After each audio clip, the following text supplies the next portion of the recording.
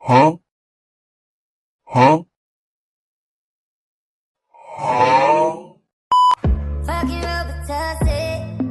I don't know how this shit got me.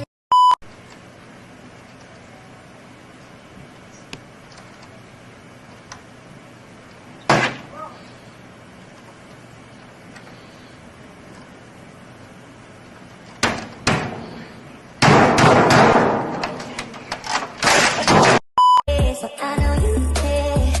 Bring it over to my place. You don't know what you do. Assalamualaikum warahmatullahi wabarakatuh. Perkenalkan saya Rifki Farezi Putai Sansah, dan di sini bersama orang yang saya wawancarai, yaitu bernama Wahyu Mekananda. Nah, di sini sebelum saya memulai pertanyaan, boleh saya sedikit bertanya tentang pekerjaan sekarang atau aktivitas sekarang? Ya, saya bekerja di Takoyaki Beko sebagai manajemen dari perusahaan tersebut yang mengatur roda perputaran sebuah company. Nah, sebelum kita melanjutkan, sebelumnya saya ingin bertanya tentang latar belakang. Nah, latar belakang di sini yang pertama, sebelum bekerja itu aktivitasnya mengapa aja, terus habis itu motivasi untuk ngambil pekerjaan ini kenapa? Ya, saya dulu dari keluarga yang tidak berkecukupan. Maka dari itu saya setelah lulus SMA langsung memutuskan untuk bekerja. Nah, dulu saya bekerja sebagai tim lapangan dari company CV Beko. Nah, Oh ya, sebelum bekerja itu dulu aktivitasnya ngapain aja, terus apa motivasi untuk ngambil pekerjaan ini?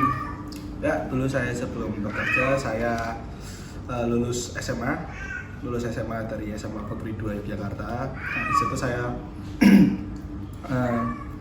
butuh pemasukan karena saya keluar dari keluarga yang kurang berkecukupan. Maka dari saya memutuskan untuk mencari pekerjaan. Nah, saat waktu saya mencari pekerjaan, yang ditemukan saya yaitu CV Company Beko. Di situ waktu itu perusahaan masih ada 3 cabang, dan saya sebagai head kitchen di situ, bagian kitchen dari tim tersebut.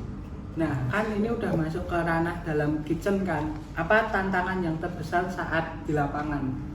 Nah, yang pertama itu pasti tantangan luka bakar. Luka bakar itu pasti terkena karena dari adonan toyo kita masih cair kan, itu kan ada air. Nah, di situ juga gurita juga dari beku. Dari beku masuk ke wajan yang berisi minyak panas. Di situ pasti akan minyak akan meletus dan mengenai tangan bila tidak berhati-hati. Nah, terus yang kedua mungkin tantangan dari online food. Di situ pasti driver mengantri banyak. Nah, di situ pasti akan ada cekcok juga kalau kita tidak pintar mengkomunikasikannya. Nah, kan ini kan kita ada driver juga kan. Nah, momen apa atau kejadian khusus itu berkembang karirnya? Kayak kan itu ada momen beberapa driver kumpul banyak. Nah, di situ apakah ada momen yang bikin karirnya naik atau akrab dengan beberapa driver? Jadi jadi hafalan driver dan akhirnya ke company-nya juga pengaruh. Mungkin itu tidak ada kaitannya. Kita company melihat kapasitas kami itu dari segi kinerja. Nah, di kinerja itu, dan kita semakin kita tekun, semakin kita giat bekerja, mungkin dari CEO kami itu juga akan menilai dari situ. Berarti ini berdasarkan penilaian dari atasan baru dinaikkan. Nah, perjalanan karir pertama kali mulai naik ke posisi yang atas itu yang diambil apa? Dulu saya ada namanya leader sebuah outlet. Nah, di situ saya menjadi leader satu outlet dulu, Taman Siswa. Ya. Setelah itu saya merangkap jadi double leader. Di situ saya menjadi leader Taman Siswa dan Kaliurang. Terus loncat lagi pindah ke Godean dan Berbah. Nah, selesai dari situ saya juga sempat dimintai oleh CEO saya. Di situ saya menjadi sebuah admin dari Instagram. Tapi sempat saya lepas karena saya memegang 2 outlet. Saya sudah sekarang menjadi manajemen tim manajemen dari company Piko. Nah, ini kan membahas tentang manajemen nih. Nah, apa perubahan terbesar yang Masnya rasakan dalam tanggung jawab dan peran setelah menjadi tim manajemen? Ya, saya dulu cuma setelah menjadi tim lapangan itu setelah 8 jam kerja, ya udah tanggung jawab saya cuma memasak dan kebersihan dari sebuah outlet dan melayani customer. Nah, dari situ perubahan saya itu sekarang menyeluruh dari segi bahan-bahan, terus kebersihan tiap outlet, terus jalannya sebuah tim, mencarikan pengganti tim, menyeluruh dari sebuah company. Nah, Jadi di situ saya yang nggak punya basic apa-apa dalam manajemen, sempat kaget, tapi untungnya dari perusahaan kami sempat ada masa training. nah, di sini kan berarti sudah mulai terbiasa dengan pekerjaannya kan. Nah, di situ ada nggak filosofi atau prinsip pemimpin yang dipegang dalam mengelola tim? Ada, yaitu tegas dalam memberi keputusan. Di situ apabila kami tidak tegas memberi keputusan, perusahaan pasti akan rodanya pasti akan macet. Maka dari itu kita harus memberi tegas, yaitu memberi keputusan yang tegas. Tiap ada masalah dan lain-lain.